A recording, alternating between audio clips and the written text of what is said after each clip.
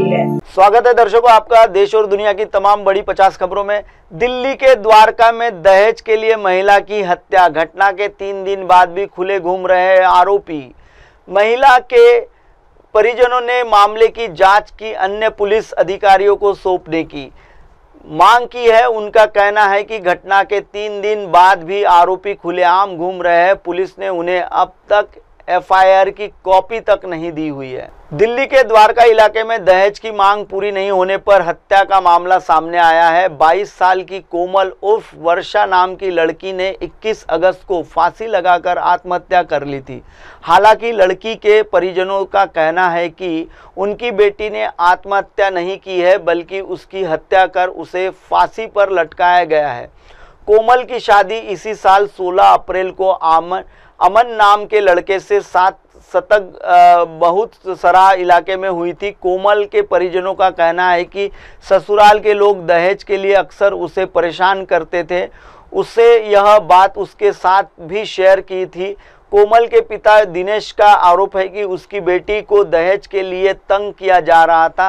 कोमल का पति अमन और ससुराल वाले बेटी को दहेज के लिए अक्सर तंग किया करते थे और अमन उसको टॉर्चर करता था। 21 अगस्त को अमन ने कोमल को अस्पताल में भर्ती कराया, जहां उसे मृत घोषित कर दिया गया था। एसडीएम इंक्वायरी और परिवार के आरोप के बाद पुलिस ने 23 अगस्त को दहेज हत्या का मामला दर्ज कर जांच शुरू कर दी है और परिवार के बयान लिए जा रहे हैं। पुलिस पर लापरवाही के आरोप मृतक महिला के भाई ने पुलिस पर लापरवाही के आरोप लगाए हैं। उनका कहना है कि घटना के 3 दिन बाद भी आरोपियों को गिरफ्तार नहीं किया गया है। हत्या का मुख्य आरोपी खुला घूम रहा है। ऐसे में सबूतों के साथ छेड़छाड़ हो सकती है, कुछ भी किया जा सकता है। इसके साथ ही उन्होंने कहा है कि इस केस की जांच किसी अन्य अधिकारी को दी जानी चाहिए। लड़की के भाई ने कहा है कि घटना के 3 दिन बाद भी उन्हें एफआईआर की कॉपी नहीं मिली है अब तक।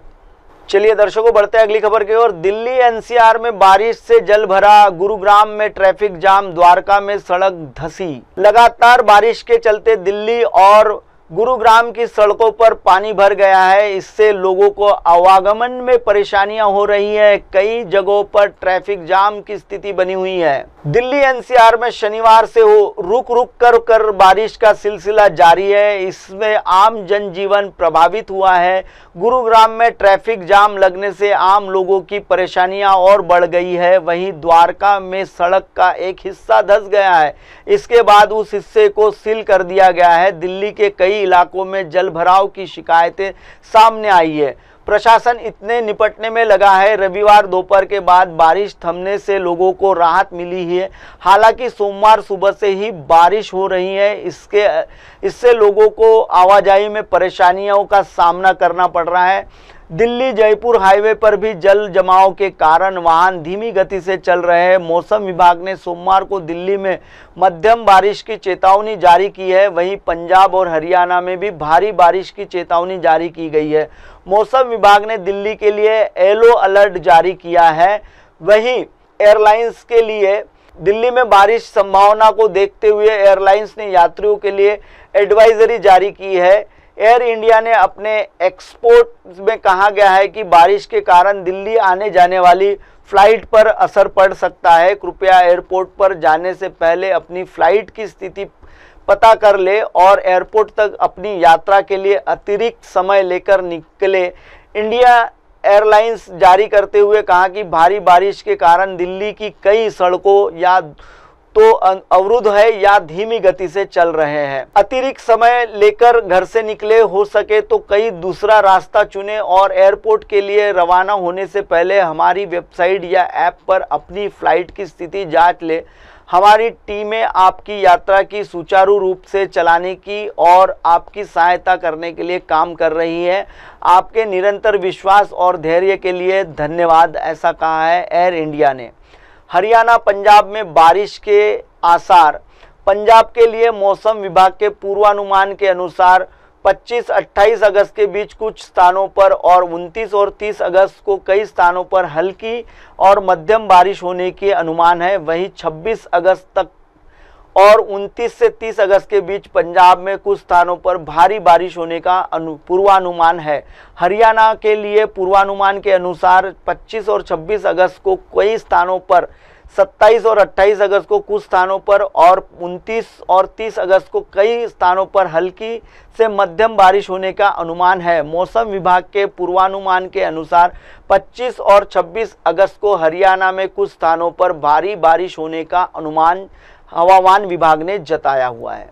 चलिए बढ़ते हैं दर्शकों अगली खबर की ओर। दिल्ली में सुप्रीम कोर्ट के खिलाफ छात्रों का आंदोलन तय समय के बाद भी डटे रहे पूर्व प्रदर्शनकारी 44 लोगों को हिरासत में लिया है। दिल्ली के रामलीला मैदान में रविवार को छात्रों ने कर्मचारी चयन आयोग एसएससी के खिलाफ प्रदर्शन किया। इस दौरान 44 प्रदर्शनकारी हिरासत में लिए गए हैं। नई दिल्ली कर्मचारी चयन आयोग एसएससी के खिलाफ छात्र महाआंदोलन के बैनर तले हजारों छात्रों और शिक्षक दिल्ली के रामलीला मैदान में रविवार को प्रदर्शन के लिए। अभ्यर्थियों का यह प्रदर्शन एसएससी परीक्षा में गड़बड़ी को लेकर हो रहा है। इस दौरान लिए गए समय के बाद भी प्रदर्शन स्थान पर मौजूद लगभग 100 प्रदर्शनकारियों में से 44 को हिरासत में लिया गया है। बताया जा रहा है कि करीबन 1500 प्रदर्शनकारी रामलीला मैदान में एकत्रित हुए थे, जिनमें से अधिकांश लोग निर्धारित समय के बाद चले गए। हालांकि लगभग 100 प्रदर्शनकारी ऐसे थे जिन्होंने बार बार अनुरोध और चेतावनी दिए जाने के बावजूद मैदान खाली करने से इनकार कर दिया। इसके बाद पुलिस ने कार्रवाई करते हुए इन प्रदर्शनकारियों को वहां से हटाने का प्रयास किया। जब वे नहीं माने तो उनमें से 44 लोगों को हिरासत में ले लिया गया है। बाकी प्रदर्शनकारी बाद में चले गए। अगस्त से पहले सप्ताह में भी जंतर मंतर पर इसी तरह का प्रदर्शन हुआ था। प्रदर्शनकारियों का आरोप है कि परीक्षाओं में लगातार अनियमितताएं हो रही है, जिसमें छात्रों का भविष्य खतरे में है। प्रदर्शन कर रहे अभ्यर्थियों और शिक्षकों का कहना है कि एसएससी के प्रणाली में सुधार की तत्काल आवश्यकता है। उन्हें मुख्य मांगे निम्नलिखित है। परीक्षाओं में धांधली पर रोक लगाने की उनकी मांग है। हाल ही में जारी हुई स्टेनो परीक्षा की आसर की गई है। सिलेक्शन स्पोर्ट से पहले पेपर में गड़बड़ियां। अभ्यर्थियों का कहना है कि परीक्षा कराने वाली एजेंसियां धांधली कर रही हैं और जब तक इन समस्याओं का समाधान नहीं होता आंदोलन जारी रहेगा। पूरे भारत से आए प्रदर्शनकारियों को दोषपूर्ण और अनुचित प्रणाली पर गहरी निराशा व्यक्त करती है। वे प्रणालियां सुधार, बेहतर निरादरी और प्रभावित त्रुटियां पर कुंजी संबंधित समस्याओं और मेरिट सूची प्रकाशन में देरी जैसी शिकायतों का शीघ्र समाधान चाहते हैं। परीक्षा केंद्रों का आवंटन। अभ्यर्थियों का आरोप है कि उन्हें परीक्षा केंद्रों के लिए 500 किलोमीटर दूर तक जाना पड़ता है, जिससे उन्हें भारी परेशानियों का सामना करना पड़ता है। उसी की मांग है कि परीक्षा केंद्र घर से ज़्यादा करीब आवंटित किए जाए। चलिए बढ़ते हैं अगली खबर की ओर। आपको देखकर मेरी थकान गायब हो गई, बच्चों से बोले शुभांशु शुक्ला। शुभांशु शुक्ला अंतरिक्ष से धरती पर लौटने के बाद पहली बार अपने शहर लखनऊ पहुंचे हैं। यह उनका शानदार स्वागत किया गया है। परेड के दौरान लोगों से सड़क के किनारे खड़े होकर उनका स्वागत किया गया है। अंतरिक्ष स्टेशन से लौटने वाले भारतीय अंतरिक्ष यात्री शुभांशु शुक्ला सोमवार को अपने गृहग्राम लखनऊ पहुंचे। यहाँ उनका भव्य स्वागत किया गया है। उनके सामने में कई कार्यक्रम रखे गए हैं। गोमती नगर विस्तार कैंप्स ऑडिटोरियम में उनका सम्मान किया जाएगा। इसके बाद वह प्रेस कॉन्फ्रेंस करेंगे। दोपहर में उनकी मुलाकात योगी आदित्यनाथ के साथ होगी। वहीं शाम के समय दोबारा उनका सम्मान किया जाएगा। इससे पहले एयरपोर्ट पर उनका भव्य स्वागत हुआ है। एयरपोर्ट से गोमती नगर तक उनकी कार परेड आयोजित की गई थी। बच्चों को देखकर मेरी थकान खत्म हो जाती है, ऐसा अपने school city monetary school group के कैप्टन शुभांशु शुक्ला ने बच्चों को संबोधित करते हुए कहा। आज सुबह मैं बहुत थका हुआ था, फिर मैंने आप बच्चों को सड़कों पर देखा और मुझे बताया गया कि आप सुबह 7:30 बजे से वहां खड़े हैं। मैंने आपके पसीने से तरमुख्तार हो और इतना उत्साहित देखा कि मेरी थकान गायब हो गई।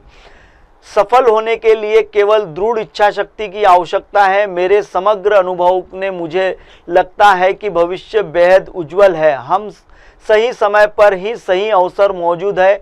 ISI पर अपने साथ हुए प्रत्यक्ष बातचीत में उनसे सभी सवाल पर पूछा गया कि ISS पर कैसा था। मुझसे हमेशा पूछा जाता था कि अंतरिक्ष यात्रा कैसे बने।